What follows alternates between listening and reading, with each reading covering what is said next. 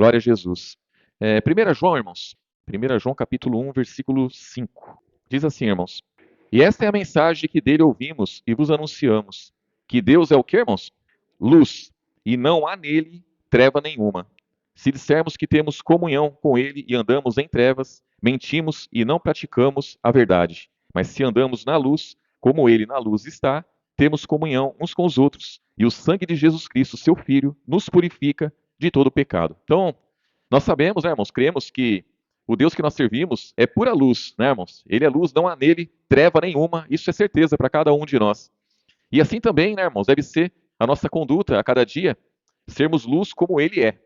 Então, o que acontece muitas vezes, né, irmãos, é que se a gente olhar com olhos carnais para as coisas de Deus, a gente vai desanimar, irmãos. Né? Se olhar com olhos carnais, por exemplo, imagina aquele que louva, aquele que prega, se ele olhar somente a quantidade de irmãos que ouve o que ele louva ou que ouve o que ele prega. Chega a ser desanimador para a carne, né, irmãos? Para a carne de qualquer um. Mas, com o entendimento que Jesus dá, irmãos, eu digo para os irmãos que nem tudo é o que a gente enxerga, irmãos. Pelo contrário, nada é como a gente enxerga. O negócio é muito além. Então imagine que hoje aqui, por exemplo, tem 8 pessoas, né, irmãos? 8 pessoas. Eu não estou pregando para 7 pessoas, irmãos. Eu não estou pregando para 7 pessoas. O irmão Everaldo, ele não ministrou os louvores aqui para 7 pessoas, mais ele está acompanhando os louvores.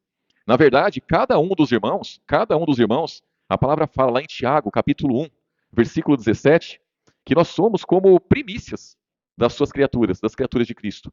Cada um de nós, irmãos, é como se fosse o primeiro fruto.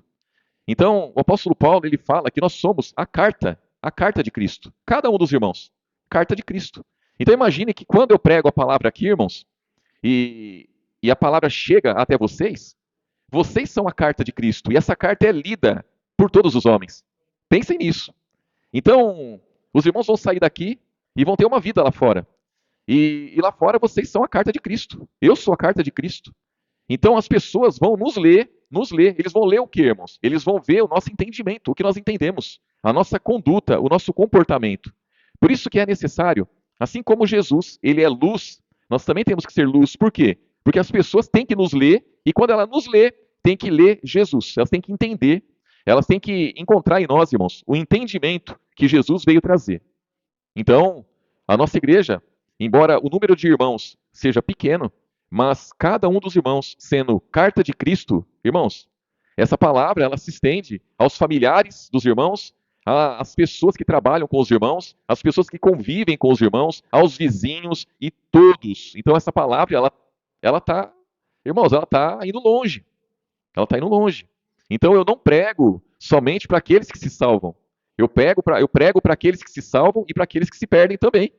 A palavra fala, lá em 2 Coríntios, capítulo 2, diz que nós somos o bom perfume de Cristo. Nos que se salvam e nos que se perdem.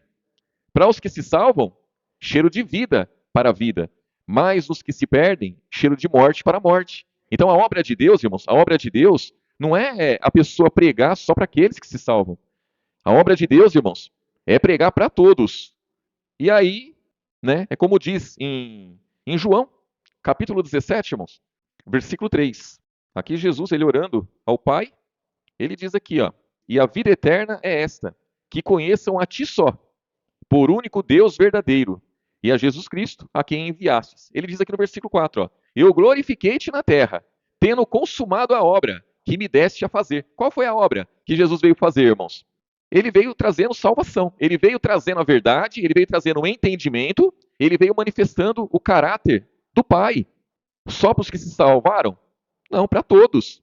Então Jesus, a mensagem dele é para toda a humanidade, para toda a humanidade.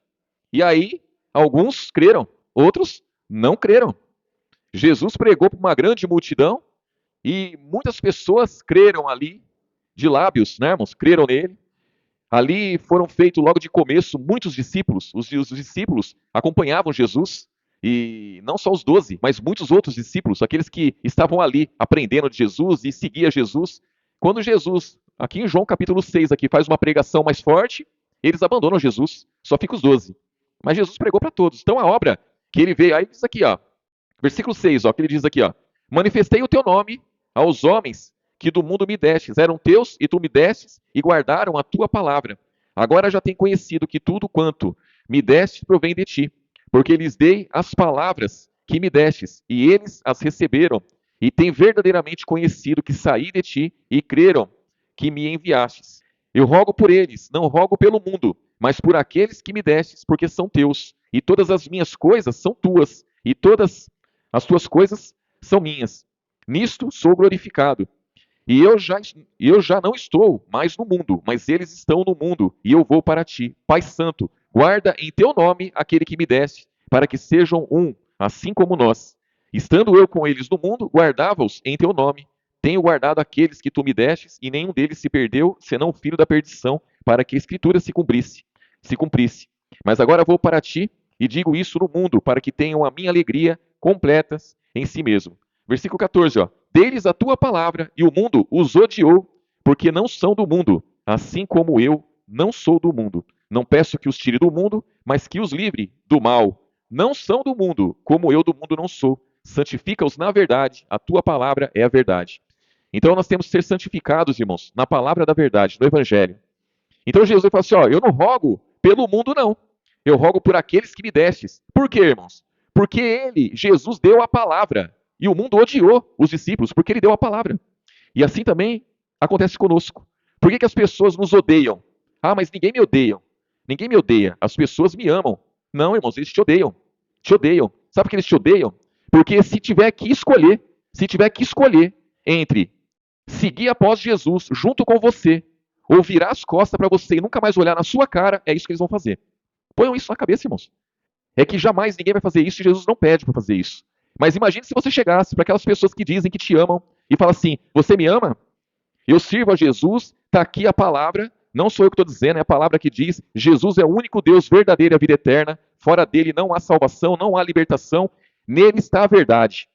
Eu sirvo a ele, eu quero ir para o céu e quero que você também que me ama vá para o céu. Vamos seguir junto comigo, vamos seguir após Jesus, vamos se converter? A pessoa fala: eu não quero.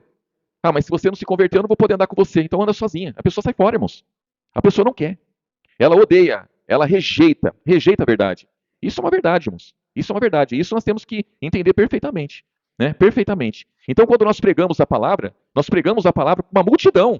Não é só para os irmãos que estão na igreja. Cada um dos irmãos são carta de Cristo, e quando os irmãos chegarem em casa e tiver a família lá, eles vão ler, os irmãos vão ler, e eles vão ver, irmãos, eles vão ver nos irmãos que existe uma verdade. Existe uma verdade, existe um Deus verdadeiro, e isso aí é indiscutível. Ninguém tem como rebater isso daí, irmãos. Não tem como rebater. As pessoas podem espernear, elas podem ir contra, elas podem falar o que elas quiserem. Mas até hoje eu não vi um. Eu não vi um para chegar e falar assim: ó, o que vocês pregam é mentira. Ó, vocês pregam isso pro meu familiar lá, mas isso aí é mentira. Ninguém fez isso até hoje.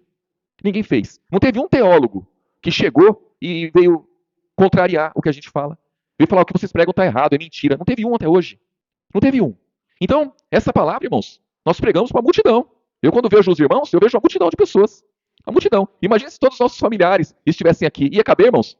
Não ia ter gente ali na rua toda ali? Ia ter. Ia ter. Mas, por essa palavra ser verdadeira, o meu pai não está aqui, minha mãe não está aqui, minhas irmãs não estão aqui. Eles não estão. Eles não estão, mas eles conhecem. Eles conhecem a minha conduta antes de me converter. Desde pequenininho eles conhecem a minha conduta. Eles sabem quem eu era e quem eu sou. Eles sabem disso. Eles sabem a minha família. Quem é a minha família diante de Deus? Eles sabem disso. Eles têm como confrontar a nossa conduta com a conduta dos outros que eles conhecem. Tem. Então, irmãos, não tem o que se dizer, né? Aqui em Mateus capítulo 4, irmãos. Mateus capítulo 4, versículo 12. Diz assim, ó: Jesus, porém, ouvindo que João estava preso, voltou para a Galiléia e, deixando Nazaré, foi habitar em Cafarnaum, cidade marítima, nos confins de Zebulon e Naftali. Teve um cidadão, eu escutei um cidadão falar uma vez, irmãos, que Jesus ele foi morar na beira da praia porque o pai dele era rico, né? O pai dele tinha um ofício muito bom e ele tinha dinheiro, então ele foi morar à beira-mar, né?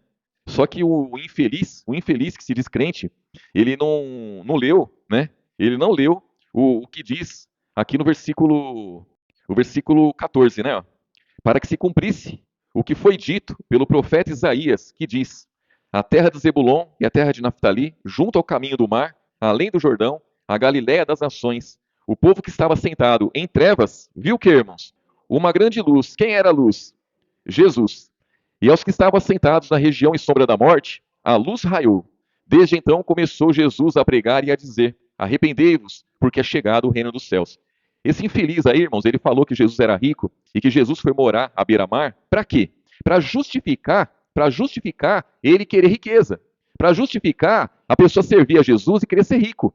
E querer ter dinheiro, querer ter bens, querer ter patrimônios nesse mundo. Então, se Jesus era rico, se o Deus que eu sirvo era rico e esbanjava dinheiro, então eu também posso ser, eu posso buscar por isso. E eu posso pedir a ele, que é o pior, né, irmãos? Porque ser rico todo mundo pode. Ir atrás de riqueza vai, se você buscar primeiramente o reino de Deus, o que você conseguir de riqueza nesse mundo, glória a Jesus. E aproveita e ajuda bastante os pequeninos, para quando chegar naquele dia, Jesus dizer: vinde bendito do meu Pai, possui por herança o reino que está reservado desde a fundação do mundo, porque eu tive fome e você me deu de comer, tive sede e você me deu de beber, fui estrangeiro e você me hospedou, estive preso e você foi me visitar, estive enfermo, e aí está tudo certo, irmãos. Né? Então a pessoa busca pela riqueza e faça a obra. Glória a Jesus. Agora, pedir riqueza a Jesus não tem como, por quê? Porque ele foi morar à beira-mar lá para se cumprir a profecia que profetizava que a luz ia raiar. Que o povo que estava em trevas, e esse povo aqui, irmãos, não estava no boteco, esse povo aqui, não. A Galiléia das Nações. Então ali era muita gente que passava por ali, muita gente ali, e todos eles estavam em trevas. Então esse povo aqui servia a um Deus, com certeza, estava em trevas. Mas quando Jesus chega, a luz raiou. A luz raiou. Assim como raiou na minha vida, raiou na vida dos irmãos, e raiou também na vida daqueles que não querem se converter, mas que ouviram a palavra e que viram a conduta de cada um de nós, irmãos. Então a luz chegou para eles. Mas, né, a palavra fala em João, capítulo 3, que a luz veio ao mundo, mas os homens amaram mais as trevas do que a luz. Por quê? Porque as suas obras eram más. Então, quando o ser humano ele tem obras que não condiz com a luz, ele tem duas opções. Ou ele foge da luz para não ser reprovado, ou ele se converte. Não é, irmãos? Ou ele se converte. Se converter, dá trabalho. Se converter, é mudança de mente, irmãos. É mudança de atitude, é arrependimento. E aí diz aqui, ó, versículo 17. Desde então, começou Jesus a pregar e a dizer: arrependei-vos, porque é chegado o reino dos céus. Então o reino dos céus não existia, não tinha. No mundo já tinha lei, no mundo já tinha um Deus, um Senhor, no mundo já tinha, irmãos, o mundo tinha de tudo. Só não tinha luz, só não tinha reino de Deus, só não tinha verdade, só não tinha justiça para salvação. Então existia a justiça segundo a lei, e a justiça segundo a lei é: cumpre toda a lei e você vai ser um bem-aventurado. Você vai ser um abençoado. Se não cumprir, está frito, não é? Mas a justiça que é pela fé, que vem por Jesus, aí sim, aí o negócio é diferente. Aí nós já andamos por fé, não andamos por vista, né, irmãos? Então, as obras que nós temos que ter são obras de fé. Cada um de nós, irmãos, temos que ter obras de fé. E até mesmo para sermos carta de Cristo. Porque as pessoas que olhar para nós, vai ter que enxergar a fé em nós. Não, esse povo é diferenciado. Eles são diferenciados. Por isso que a palavra fala tanto, irmãos, em comunhão. Porque a comunhão de uns para com os outros expõe o mundo. Porque o mundo não tem isso. E o mundo não aceita isso. E o mundo não entende isso.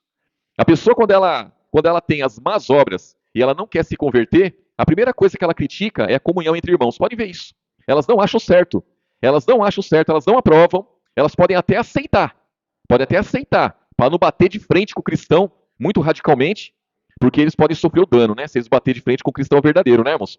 Qualquer pessoa do mundo que bater de frente com o cristão verdadeiro, eles vão sofrer o dano. E qual é o dano? É o dano de perder a pessoa. Porque o cristão não vai poder deixar Jesus e seguir após a pessoa. Então, eles sabendo disso, eles não vão bater de frente, né? Mas eles vão criticar a comunhão entre irmãos, porque a comunhão entre irmãos é o que mostra o amor de Deus, irmãos.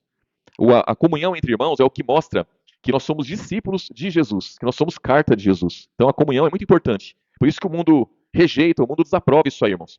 O mundo não aceita isso, né? De jeito nenhum, irmãos. Vamos lá em Deuteronômio, irmãos. Deuteronômio, capítulo 8, irmãos. O versículo 1. Aqui o título, irmãos. Exortação a ter em memória os benefícios do Senhor. Quem é esse Senhor aqui, irmãos? É Jesus? Os irmãos vão ver que não é, né, irmãos? Não é Jesus. Diz assim, ó: todos os mandamentos que hoje vos ordeno guardareis para os fazer, para que vivais, e vos multipliqueis, e entreis, e possuais a terra que o Senhor jurou a seus pais, E te lembrarás de todo o caminho pelo qual o Senhor teu Deus te guiou no deserto esses 40 anos, para te humilhar, para te tentar, para saber o que estava no teu coração, se guardarias os meus mandamentos ou não. E te humilhou, e te deixou ter fome, e te sustentou com o maná que tu não conhecestes, nem teus pais conheceram, para te dar a entender que o homem não viverá só de pão, mas que de tudo que sai da boca do Senhor viverá o homem. Isso aqui, irmãos, homem nenhum conseguiu entender isso daqui. Em meio à aflição, em meio à luta, em meio à fome, o homem não pensou nisso, que ele não viveria só de pão, mas de toda a palavra que sai da boca do Senhor. Quando Jesus foi conduzido para ser tentado pelo diabo, que o diabo mandou ele transformar a pedra em pão, ele falou isso aqui para o diabo. Então Jesus ele veio e ele andou em espírito. Jesus ele veio em carne, mas ele cumpriu tudo que tinha que ser cumprido, irmãos. Então ele venceu o diabo naquela tentação com isso daqui, ó. Então Jesus deixou claro para o inimigo. Se homem nenhum conseguiu entender que nem só de pão ele iria viver, eu estou mostrando para você que é possível. E aquilo ali, irmão, serviu para ele poder nos justificar. Justificar. Aí diz aqui, ó, versículo 4: Nunca se envelheceu as suas vestes sobre ti, nem se inchou o teu pé nesses 40 anos. Versículo 5, ó. Confessa, pois, no teu coração que como um homem castiga o seu filho, assim te castiga o Senhor teu Deus. Versículo 6: E guarda os mandamentos do Senhor teu Deus para o temeres e andares nos seus caminhos. Então, irmãos, os benefícios do Senhor, né? Os benefícios do Senhor. Nós lemos lá em 1 João, capítulo 1, do versículo 5 em diante, que Deus é luz e não há nele treva nenhuma. Irmãos, nós sabemos muito bem que tudo que foi feito aos homens ali no deserto, que foi feito aos homens egípcios, né? Aos egípcios, quando o povo foi tirado de lá, aquela matança toda, todas aquelas pragas que foi lançadas sobre eles, aquilo é luz ou é trevas, irmãos? Aquilo é trevas, aquilo é trevas. Nós sabemos muito bem que essas nações aqui, essas 7 nações que ele jurou, que ele prometeu aqui aos pais, né? Prometeu aos homens aqui, e eles entraram lá, eles entraram destruindo todas as nações, as 7 nações, destruiu, saqueou, a mando dele, roubou, matou pessoas, animais e tudo que tinha lá, irmãos. Jesus, ele disse lá em João 10, ele diz: Todos quanto vieram antes de mim são ladrões e salteadores. O ladrão não vem senão a roubar, matar e destruir. Ele deixa claro isso daí. O ladrão. Então, esses homens, eles estavam amando de quem, irmãos? Dos ladrões. Dos ladrões. Nós sabemos muito bem hoje, irmãos, que são os anjos caídos, né? Os anjos caídos. Então, pura trevas, pura trevas. Jesus é luz. Aí ele diz aqui, ó, assim como o homem castiga o seu filho, assim Deus também castiga. Jesus, irmãos, Jesus, ele já fala diferente. Lá em Mateus, 11, Mateus capítulo 7, Mateus capítulo 7, versículo 7, irmãos. Aí as pessoas podem dizer assim, né, irmãos? Bom, mas se lá no Antigo Testamento tinha os mandamentos, Jesus também tem mandamentos. Jesus também deixou os mandamentos. E para você ir para o céu, para você ser salvo, você precisa cumprir os mandamentos de Jesus. Só que com uma diferença, irmãos. Lá, o homem andava na carne, pura treva. Não tinha luz, não tinha Espírito Santo, não tinha Consolador. Pelo contrário, tinha o Espírito devorador, tinha Espírito destruidor, tinha... Irmãos, era assim. Então o homem lá não tinha condições de cumprir os mandamentos. Em Cristo não. Jesus dá os mandamentos, ele dá um Espírito Santo Consolador, ele justifica o homem para no momento que o homem errar, o diabo não poder acusar. E esse homem poder seguir adiante, se arrepender, seguir na caminhada. Imagine que você tem um alvo para você acertar, você tem que acertar 5 tiros no alvo. Você tem 5 munições. E se você errar, já era, irmãos. Já era. É fácil ou é difícil, irmãos? É difícil. Mas imagine se você tem que acertar 5 vezes e você tem munições infinitas. Se você errar, você pode tentar de novo. Se você errar, você pode tentar de novo. Assim somos nós, irmãos. Então lá, errou, já era. Não tinha o que fazer. Não tinha o que fazer. Agora, em Cristo, nós somos justificados. Nós temos oportunidade do arrependimento, irmãos. Ah, eu não fui bem aqui, eu errei. Eu vou me consertar, eu vou melhorar. Eu vou mudar. Eu vou deixar de fazer do jeito que eu fiz. E vou seguir adiante. E aí diz aqui, ó, versículo 7. Pedi e dar-se-vos-á. Buscai e encontrareis. Batei e abrir-se-vos-á. Porque aquele que pede, recebe. E o que busca, encontra, e o que bate, se abre. Irmãos, quer mais que isso? Então, se você bater, a porta vai se abrir, irmãos. Se você buscar, você vai achar. Se você bater, vai se abrir, ó. E versículo 9, ó. E qual dentre vós é o homem que pedindo-lhe pão, o seu filho, lhe dará uma pedra? E pedindo-lhe peixe, lhe dará uma serpente? Irmãos, isso tudo aconteceu lá no Antigo Testamento. Jesus está expondo o que o Senhor lá fez. O povo lá pediu pão. O povo lá pediu carne. O povo lá pediu água e recebeu serpente. Então Jesus está dizendo, se você sendo um homem, você dá boas coisas ao seu filho. Aí diz aqui, ó, versículo 11, ó. Se vós, pois, sendo maus, sabeis dar boas coisas aos vossos filhos, quanto mais vosso Pai, que está nos céus, dará bens aos que lhe pedirem. Lá em Lucas vai estar dizendo que é o Espírito Santo, né? Esses bens aqui não é bens materiais. Lá vai estar dizendo, vai dar o Espírito Santo a quem pedir. E aí diz aqui, ó, portanto, tudo que vós quereis que os homens vos façam, fazei-lo também vós, porque esta é a lei e os profetas. Então o que ele está dizendo aqui, olha, se você pegar a lei e os profetas, tira a parte boa lá, é isso daqui, ó. A parte boa da lei dos profetas. Então, irmãos, o que Jesus nos garante aqui é que nele nós encontramos a salvação. Nele nós encontramos o consolo, nele nós encontramos o que precisamos. Lá não. Aqui é o próprio Jesus dizendo. O próprio Jesus dizendo que o homem sendo mal, ele dá boas coisas aos seus filhos.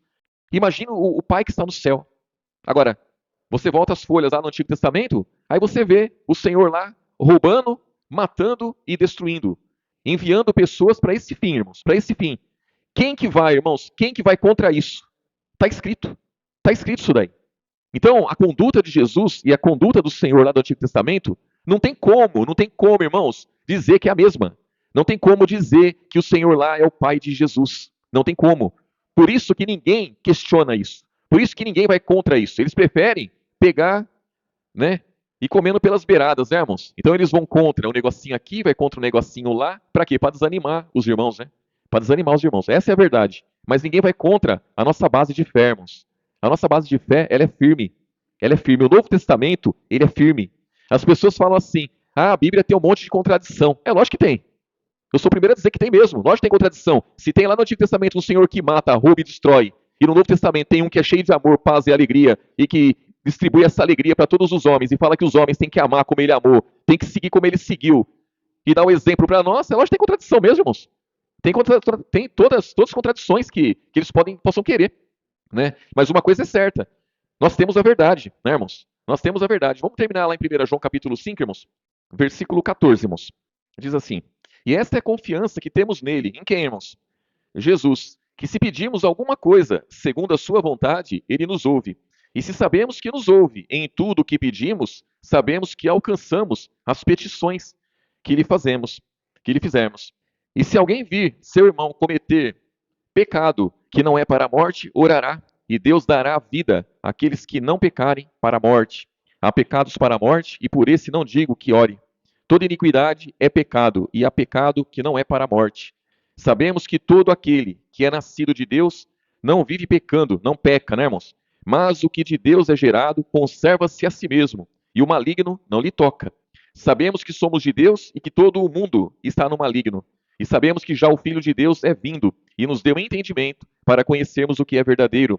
E no que é verdadeiro estamos, isto é, em seu Filho Jesus Cristo. Este é o verdadeiro Deus e a vida eterna. Filhinhos, guardai-vos dos ídolos. Amém. Então, ídolos, irmãos, coisas e pessoas, né? Ídolos. As pessoas têm ídolos. Tem que se livrar dos ídolos. Ídolo, irmãos, é tudo aquilo que você coloca acima de Jesus, ou no pé de igualdade com ele. Ídolo.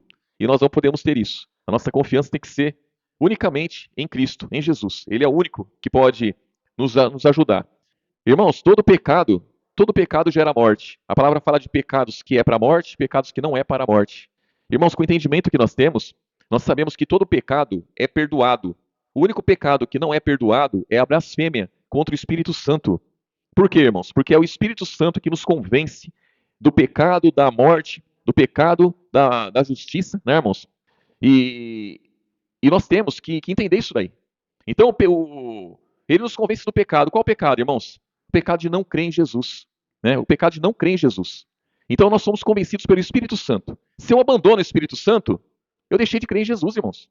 Porque se eu não creio no Espírito Santo, se eu não confio no Espírito Santo, eu estou frito.